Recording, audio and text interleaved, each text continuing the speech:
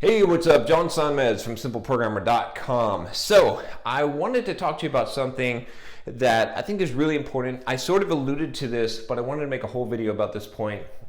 I did this video about me like screwing up, like a day that I screwed up just recently, where I totally messed up, and didn't get done what I needed to get done. And I've done other videos. I've done videos on like holding the line, how important that is. On what is it? This is all related. That's why I'm bringing this up. You might watch the video on treading water, right? And then I think I did one video on, let's see, I'm giving Rodrigo, my video editor, some work to do. But there's also another video where I was talking about having a bad day and how bad days sort of make us stronger. But this is all kind of related because you should watch those if you're having a bad day or if you screwed up, because we all fuck up from time to time. Everyone fucks up, right? But what I want to tell you specifically here is what to do when you screw up, or rather not what not to do, because I think a lot of people make this mistake, and I'm tempted to make this mistake still, even though I know I shouldn't do this, which is that they try to make up for things, right? Making up for things is a plan for disaster, because what ends up happening is, this is a common pattern. You say, I'm going to wake up at 7 a.m. tomorrow and I am going to start writing on my book, right? I'm just using myself as an example because this is where I have screwed up before recently. So, and then you're like, okay, I'm going to get so much work done and this is how my plan is going to go and I'm going to do these things. And then, you get towards the end of the day and maybe it's like 9:30 and you're shooting videos. You're supposed to have those done by 5. And then you still didn't even go through your email and you didn't get this other 3 tasks done on your task board that you planned. So you just move them over tomorrow and you're going to get done everything that you got done that you're supposed to get done tomorrow, plus the stuff you didn't get done today. We'll just make up for it. I'll just wake up earlier. I'll just wake up at 5 a.m. and really bust this stuff out. Now, while the spirit of that is a good idea, is good, right? And while it seems like a good idea at a surface level, and it seems like, oh, dang, you're a go-getter, man. You got grit. You're going to do this. It's not good, and I'll tell you why. Because what ends up happening when you do that is that the odds of you having a second day that's a screw-up day just increased by like 500%, because now you feel guilty, you've got more work to do, and you've got an unrealistic amount of work to do and a higher expectation on yourself, right? So now if anything comes in the way, even if you're doing perfectly, if any sort of thing happens, it's going to screw you up and you're going to be even more behind. So, and this is the default behavior. Most people do this, or at least they try to do this, and they feel guilty. And this is why diets fail. This is why books don't get written. This is why, commitments get broken and habits don't get formed. It's because of this pile up of stuff. It's a pile up of guilt. It's a pile up of tasks, right? It's all of these things that end up getting piled up, and it's unrealistic expectations on yourself, unrealistic goal setting and to-do lists. So what you have to do to combat this is you have to start over. You have to reevaluate the plan. I talk about this, I think quite a few times. If you've seen the video on how I plan my week, you can check that out here. And if you're on mobile, there'll be a link below. But in that video, I show how I plan my week, and I talk about this idea of replanning, right? And this is critical. At the beginning of every day, you should basically now reevaluate the rest of the week and that day and say, well, what makes sense now based on what I know now?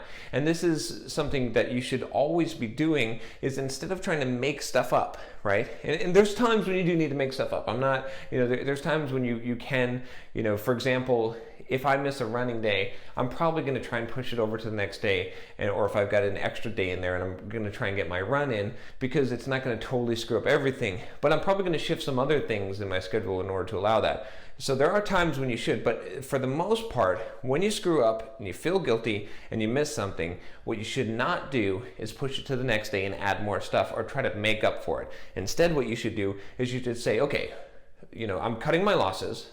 I'm where I am now. Where am I now? And what can I reasonably accomplish? You can even do this in the middle of the day. Sometimes in the middle of the day, I'll say, John, wake up. What you planned for today is not going to happen. Wake up. Realize this truth. Now, Sit down. I know you're in a rush. I know you're hurry. I know that you're behind, but you have 10 minutes. If you don't have 10 minutes to sit down and plan out what you're going to do, then you're just going to be wasting time. Anyway, I know what's going to happen. Your fingers are going to automatically type in Facebook or Twitter or Hacker News or some other distraction, because you're not going to be motivated. Because as soon as the quickest way to knock someone's feet out from under them, I'll tell you right now, quickest way to knock out someone's motivation is to have an expectation on them that they have no hope of fulfilling.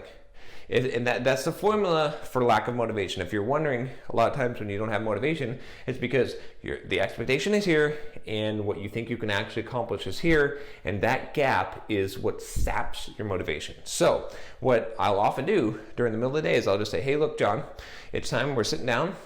And we're going to take 10 minutes. We're going to look at what your current plan is. We're going to reevaluate it and say, what is a realistic plan based on where you are right now? You were goofing off for 2 hours this morning, so you lost those 2 hours, bud.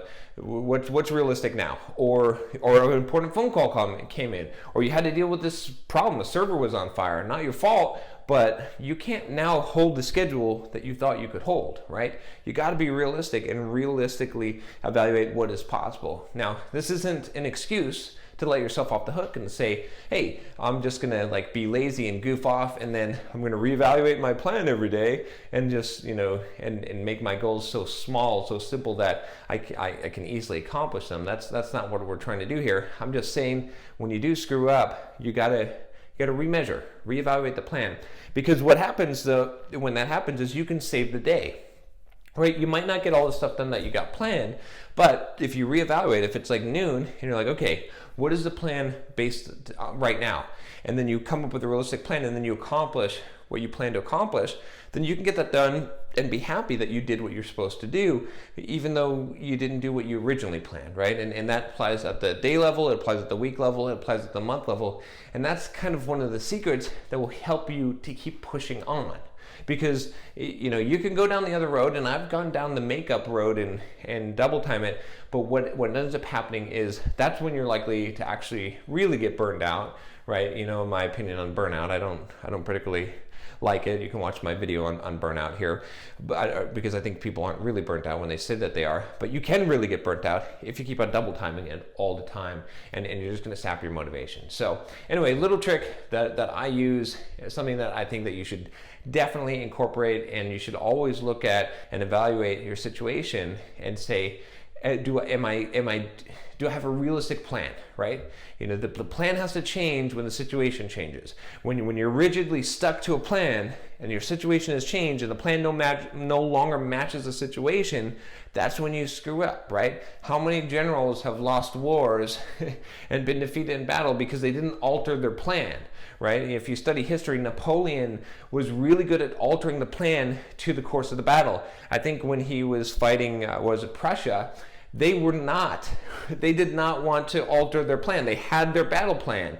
And what happened? They didn't reevaluate the plan when Napoleon came in here with his tactics and his unorthodox warfare. They stuck to their rigid plan, and that's what cost them. So the same thing will happen to you if you're not willing to replan and make a new plan that fits the current situation. Anyway, that's it. If you like this video, if you like this channel, if you've been enjoying this, if you're not a subscriber yet, go ahead and subscribe, and you'll get more videos like this. And anyway, if you also find someone that could use this hint because they have a to-do list that is just impossible for them to do, and they have that every day, and they're always feeling guilty, like they're not getting enough done, send them a share, send them this video, Anyway, I'll talk to you next time. Take care.